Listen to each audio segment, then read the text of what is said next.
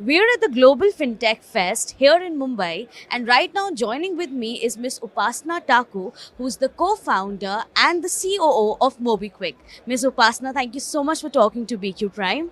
It's my pleasure, yeah. It's my absolute pleasure. Ms. Upasana, MobiKwik has been looking to enter the B2B merchant lending space, and there's been a lot of conversation about it. So, what are some of the new products that you're planning to launch, and when can we expect them in the market? If you could just help us understand that. Right. So I think firstly, let me tell you a little bit about what we are already doing in MobiKwik, and then I'll get to the new products. So MobiKwik, as you know, started as a payments platform with our mobile wallet business being our foundation. And then, of course, we built out a payment gateway business, we built out consumer lending, and also we've now been focusing a lot on investment products, saving products as well. If you think about it, payments, credit, savings, if you put everything together, it looks like almost a digital banking like platform. So I think that is sort of the first focus of the company. And we've been providing all of these products, whether it is payments, lending, or investment products, first for the consumers. But MobiKwik today already has about 140 million users and about 4 million merchants, small merchants. Both our users and merchants are not so much in the top metros, but rather in the broader India. So tier 1, 2, 3, 4, 5 cities and towns of India. So now we are also replicating our entire foray of financial products, whether it is credit products, whether it is sound boxes, whether it is EMI products, and whether it is investment products for our small merchants as well. So we have a consumer app and a merchant app, and on both of those we want to literally bring every financial product that our consumer and our merchant might need. Since you mentioned about the tier 2, tier 3, and tier 4, that's a very interesting point, I must say. But since you're B2B merchant lending, as far as I have read, it is very targeted at tier 2 and tier 3 areas. And the way I see it, and I could be wrong here, it's a rather a bit crowded space with a lot of fintechs coming in. So, how is MobiKwik at this point planning to stand out in this space?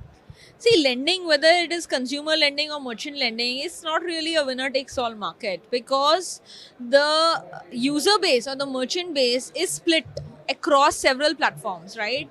There are several competing platforms. So when we are saying we are going to launch merchant loan products or merchant EMI products or merchant soundbox products, it's not necessarily that we are acquiring new merchants for that. We already have a large merchant base that is already using payments via MobiKwik. So they have QR codes via MobiKwik where consumers are coming and paying. So we settle to them in our payments business every day.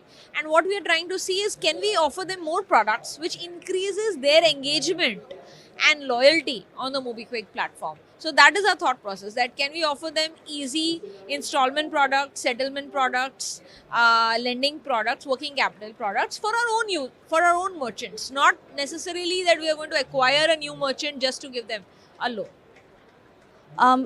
Okay, thank you for that clarification, ma'am. Since we're talking about products, and even you raised this point, I read at a couple of places that there's a lot of emphasis on the cross-selling of products, and in some of the interviews as well, you've said that we are focusing on cross-selling of products, but in reality, it's a rather tough thing. This cross-selling business. How does MobiKwik plan to achieve this?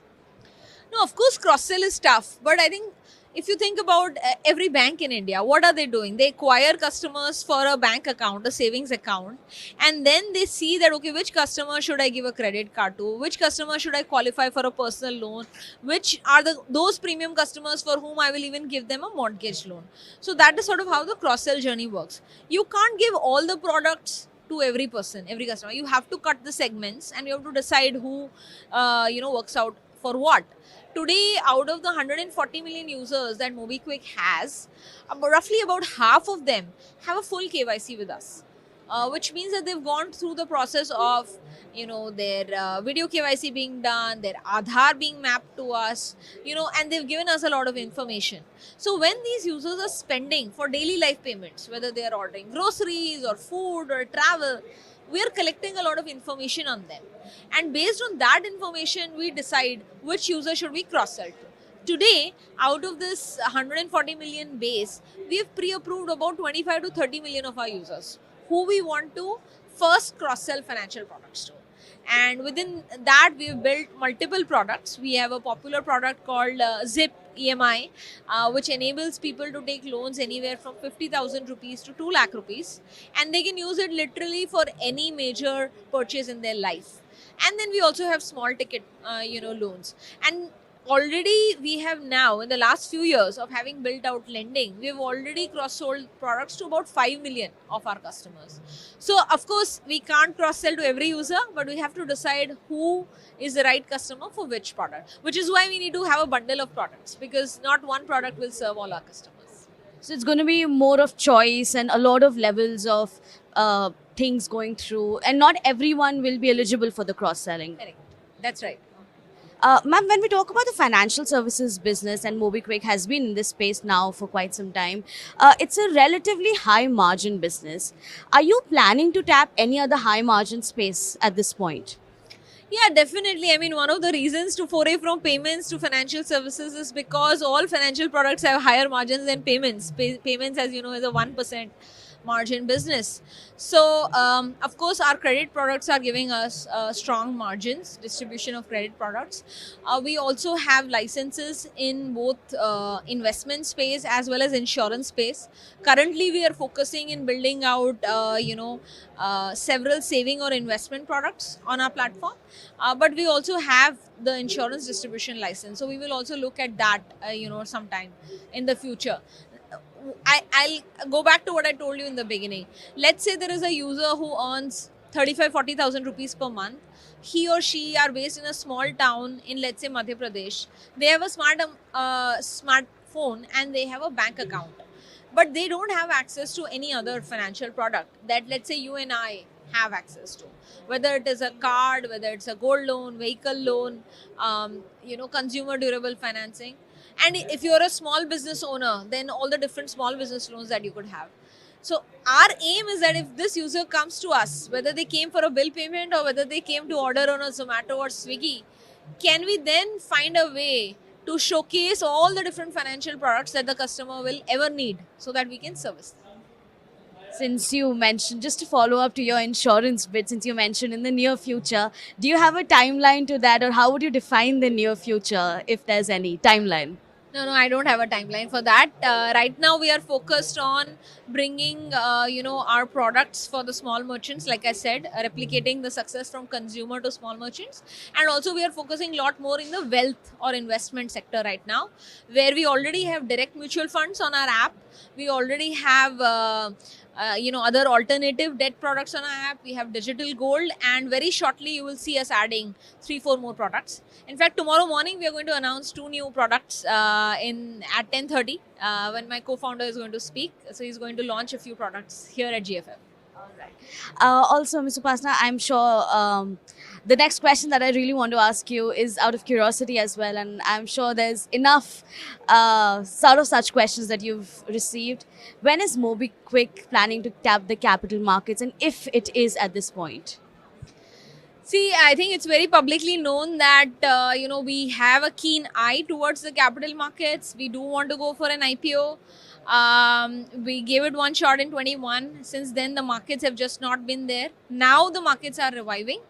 And also in 23, as you may know, we have churned out 2 profitable quarters. So yeah, I think we are busy churning out profitable quarters. And on the other hand, we keep looking at the markets. So far, I don't see any tech companies coming for an IPO. But I think that with strong financial performance, profitable growth story, and the digital banking story, not just a payments, not just a lending story, we may be in a good shape. And at the right moment, we will look at bringing an IPO in the market. So, if not an IPO story just at the moment, or to not define a timeline to it, are there any other fundraising plans at this point? See, we've turned profitable, so we are generating cash flow. So we don't necessarily need to raise money, unlike many other players who need capital just to survive. I think we have finally gotten control of our destiny, that we are not dependent on external funds. So we are not really looking at doing any major raise. Our eye is keenly on the IPO market, and in the run up to that, maybe we will do some pre-IPO round or something, but nothing more than that. Right. And just to conclude this entire and a lovely conversation that I've had with you, there's been a lot of chatter about the inorganic growth as well. And there have been some reports that have said that MobiKwik is planning to acquire some companies. Is there any truth to that? And if yes or no is a different thing altogether, but what are the plans looking like on that front? See, MobiKwik has so far been a very organically grown company, whether it is payments, whether it's lending, and even whether it is investment products. We've built most of it in house from scratch. But I think now that we are where we are in terms of the scale of our revenue and having churned profitable quarters, we do believe we are in a situation where we can look at inorganic also as a strategy in addition to our organic business growth. So yeah, we do keep talking to a lot of companies, and Bipin and I are both very, how should I say, strong supporters of the startup ecosystem, and we want to see, Indian fintechs do well. If we were to find, the right set of founders with kind of products that complement our offering, then surely we will look at acquiring that company. Thank you so much for speaking to us, Ms. Upasana, and taking out the time. I hope you have a great time here. Thank you so much.